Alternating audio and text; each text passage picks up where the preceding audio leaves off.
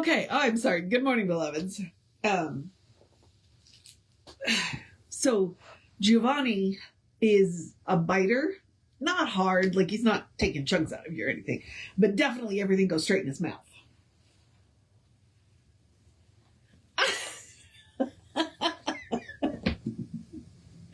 Okay, so he got up on the couch next to me and immediately wants to bite my fingers, and I'm like, no, we need to redirect. So I grabbed a toy, and I was having him bite the toy instead of me.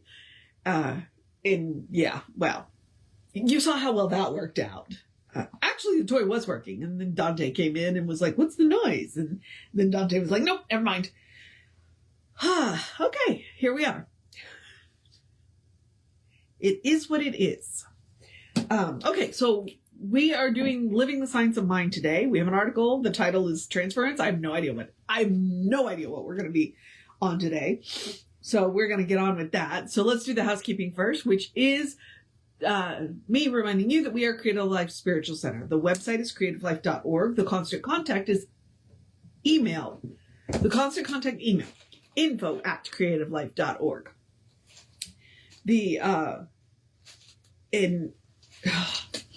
Hang on. I got something up in my sinuses today. If you will email that, you will get one email a week, unless something unusual happens. One, it's a real person doing it, and he just doesn't have time for more than that. But we do live in hurricane country. So there are occasions you get more than one, but generally it's only one. It tells you what's going on for the week and the month. And the hot links are hot. So if it says click here now, it means it. Now,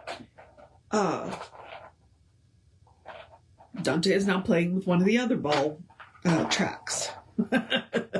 I have two. Both of which I think were gifts from other people. Interesting. I think people that didn't have cats because they're noisy. We were talking about the email. It is a blind CC. That is what's important.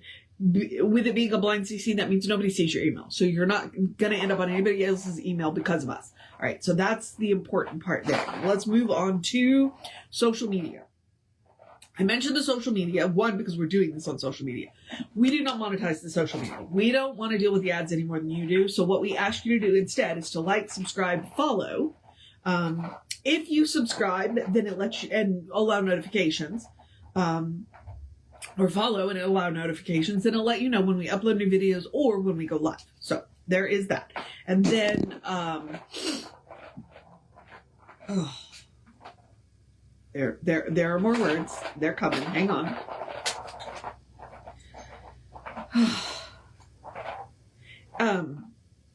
And then engage with the individual posts. So react, comment, and share the posts. All right. There we are. I'm kind of annoyed with Facebook right now because one, they muted the sound on one of my videos. And two, now they have a video they will not let me download, which means I can't move it to YouTube. So there may be a redo of that video soon too. And it was the Sunday video. So, all right. So you may see an extra video coming soon. All right. Let's get on with this. Frequently asked questions. That is my theory. That is my pet theory. All but two of the essays in this book came out of the at-home course, which it was in the back of the Science of Mind magazine. You mail off for it. They would send you a lesson for a week for 48 weeks. It has been bound. I think it's called Change Your Life, Change Your Thinking, Change Your Life. It took 6 books. If you are interested in it, please go to the Science of Mind archives. Go look at their books. Because what they will do is they will give you an Amazon link. So you're going to buy it from Amazon. But if you use the archives links, the archive gets some of the money. So I think that's it. And you want to support the archives because they're really cool. I got to see a Braille copy of the Science of Mind text. It was like 2 feet by 2 feet and about this thick. Like, I'm not even kidding. But good to know that it exists, right? Accessibility. Okay. But that's what I think. I think people came to the lectures and they came to they would come to the they would read the Science of Mind text and they would have questions. And so they would ask Ernest and he would write essays in response. So, all right, I'm just keep getting distracted. So let's get on with this. It's not very long, but it's long enough. I don't want to give it the short shrift. Because, transference. I don't know what it's about, but we're about to find out. Okay, transference. The mental and emotional analysis of the mind as practiced in psychology, particularly in the analytical field, is supposed to carry the patient from where they are back through their entire life history, even to the place of birth. Some have already advanced the theory to the period of conception. In the process of clearing the passageway of the mind from the present, straight back through all experiences to the place of beginning of the individual experience, a point is reached in the analysis where the feeling that the patient once had towards their own parents becomes transferred to the one conducting the analysis. In other words, the patient reacts to the analysis as they do to their own parents. Since the analyst is, by substitution or by proxy, takes the place of the parents. Now they are each playing with a ball track. So if it gets really noisy in here, I'm sorry. Hopefully you can still hear me over this.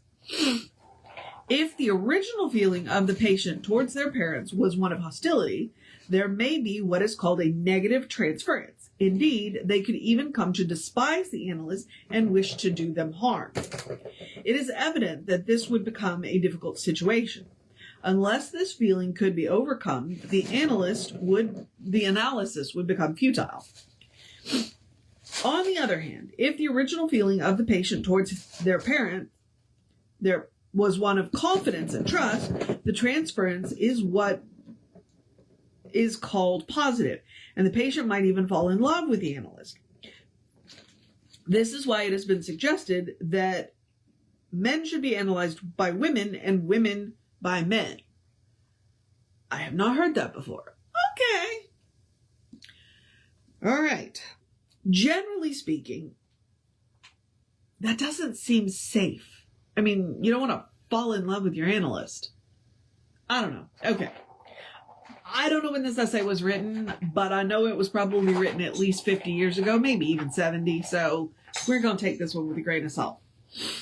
Maybe this is why we don't read this one very often. Generally speaking, the patient is apt to have either a sense of hate towards the analyst or one of warm affection. The theory is that the patient will now feel as they did earlier in life towards their parents.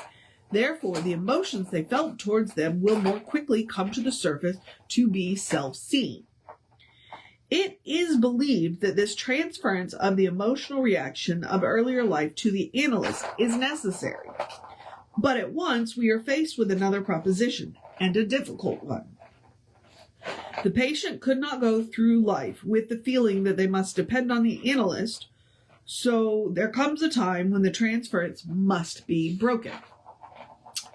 This means the patient's possibility of happiness must return to themselves and not be imposed on the analyst, for where the treasure is, there will the heart be also. Consequently, the transference must be broken in order that the patient may be made whole psychologically. I have no idea where this is going.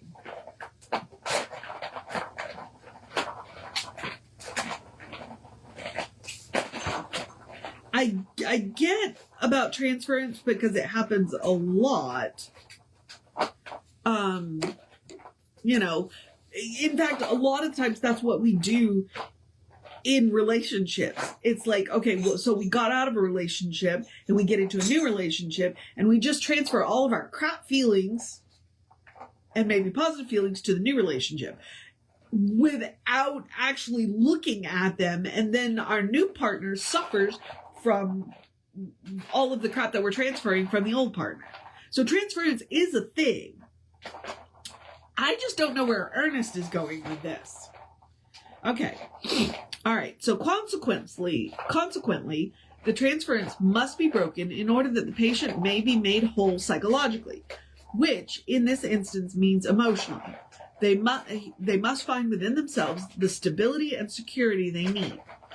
This is called breaking the transference, and the analysis is not complete without it. Now, we have no doubt that this theory is, in the main, is true, but from it, we should draw a broader generalization, which is this: no matter what the external object may be in which we place our security or possibility of happiness, we shall never become whole until we have separated all negative reactions from the object, because wholeness is within the self and nowhere else. Okay? All right. That line right there is really important. Wholeness is within the self and nowhere else. Nothing outside of us can make us whole. It's an inside job. Even the idea of salvation through some particular religion constitutes a certain sense of a kind of unbroken transference. People believe that they can be saved or healed only through certain formulas, certain methods of procedure, through certain prayers or incantations. This is not wholesome. Rather, it just the opposite. For it is a complete dependence on a form or a word or a person or even an institution rather than upon the self. There are people who depend on certain books, perhaps even the Bible, for their happiness, without in any way discrediting the value of these books or the supreme value of the great Bibles of the world or of these great teachers who have brought to us the highest and best the world knows. Even these transferences must be broken if we are to become whole, for nothing should stand between us and the universe. Okay. It is not necessary for someone to do this for us. We merely have to go back through our entire lives and say, bless my mother and father, my brothers and my sisters, everyone who I have ever depended on. I love and appreciate them. I recognize the good I received from them at the time when it was necessary that I received that good. But now, without thinking any less of them, I know I am whole within myself. There is finally only one Father and one Mother, which is God, and in this one we are all brothers and sisters. I love everyone, but depend on no one. Nothing can rob me of this love I have for others. It can't be rejected because I am love, and that which never rejects its own creation. People, things, institutions, methods, science, philosophies are all good. From each I shall learn everything that I can, and with deep gratitude acknowledge the good I am receiving from whatever source. But I am still whole within myself, dependent upon nothing, and yet always interdependent with all things. Whew. Breaking the transference does not mean isolation from life. Quite the opposite. It means being whole in life, so that we may discover the love and the friendship of all people without seeking to destroy them or permitting them to destroy us. The individual security is within the self. Recognizing the same security within others, we work and play with them in gladness. We are whole and they are whole because God in us is whole. Whew. All right. Honestly, this is one of those that I'm like, okay, what? So clearly, Ernest had a very specific purpose in writing that. I think I would like to believe that perhaps psychiatry, therapy has come a ways from that. And that therapists are not encouraging transference. Because I've been in therapy about 4 times, and at no time did I ever deal with transference. Like, I didn't come to regard them as my parental figure. Now, I have had difficult relationships with my parents, so maybe that's why. I don't know. But the point of the article, the point of the essay is sound. Security is an inside job. Happiness is an inside job. Joy is what we are. Happiness is what we do. And the only person that can make us happy is ourselves. We have to create that ourselves. People can contribute to it, but they cannot do it for us. The kittens, the wild children that they are, contribute to my happiness, but they don't make it. They contribute to it enormously. My partner does not create my happiness, but contributes to it. I hope that I do not create his happiness, but I hope that I contribute to it. So that is kind of the point. It's like, while we are busy transferring our feelings onto other people, projecting onto other people, projecting onto objects, the inside work that we need to do is suffering. We need to explore our relationship with God and let the rest of it go. Which is why he's talking about breaking up. Where did he say that? Breaking up that transference. Hang on. Let me put my glasses back on for just a minute. Because the wholeness within the self, because wholeness is within the self, nowhere else. So if we're busy leaned on outside for our wholeness, we are not whole. We are still trying to assemble a bunch of pieces when we don't need to. All the pieces we need are already right here within us. This is my theory. But I can say, I don't think I've ever read that article before. I can see why we don't read it anymore. I'm not even sure why they included it in there other than, that book. I think it was put together in 1978. So, yeah, all those essays are more than 50 years old. And I think therapy has changed a little bit. So the point stands. Wholeness is an inside job. Security is an inside job. Happiness is an inside job. If we're busy projecting and transferring our feelings onto things outside of us, we're not doing our own work. All right, that's it. I'm done. And now I'm going to encourage you to have a great day, wondrous day, a fantastic day, a magical day, an enchanted day, a wonderful day, an awesome day, an amazing day, a take care of business day, a you got this day, a drink plenty of water day, a dance in the rain but stay out of the lightning day. We could have storms later this afternoon. A learn to create your own happiness day, a get to know who you are day, a know where the wholeness is day, and understand that wholeness, everything's included, including the messiness. So don't worry about that. Perfect means whole, and whole means messiness gets to be included. A tell somebody you love them day, drink plenty of water day. I may have already said that. Drink plenty of water is very important to me. Take a deep breath day. A do something amazing for yourself day. Tell somebody you love them day. Cuddle your fur babies day. A look out for the transference day.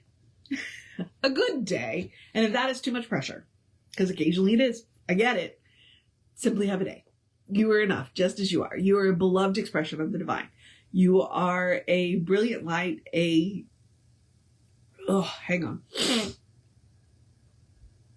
You are a brilliant light, a divine spark, spirit in motion, God in action, a beautiful masterpiece, and a work in progress at the same time at your own pace. And as Reverend Jesse likes to call us, you are a godling. All right? So explore the truth of your being. Get to know who the divine knows you to be. Because the divine knows you to be good. And from there, anything is possible. All right, beloveds. I'm going to move on into the process of my day, whatever it's going to look like, because I don't know. I'm going to remind you, Reverend David should be on around 5 p.m. with you. I will be back with you around 9-ish tomorrow. Take care of yourself. Know that you are loved, and I will see you next time.